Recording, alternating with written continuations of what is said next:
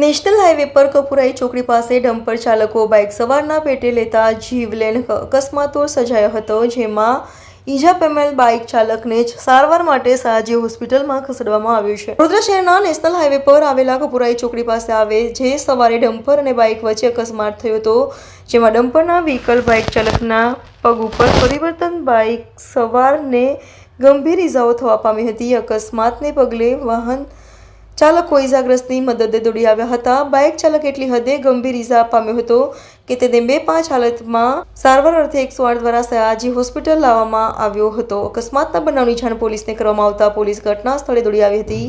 Dumper ચાલક વિરુદ્ધ ગુનો નોંધી કાયદેસરની કાર્યવાહી હાથ ધરી ડમ્પર જપ્ત કરી ચાલકની ધરપકડ કરવામાં આવી હતી। ડમ્પર આગળના ટાયર નીચે દબાયેલી બાઇકને ડમ્પર ચાલક ઢસડાઈને દૂર સુધી લઈ ગયો હતો।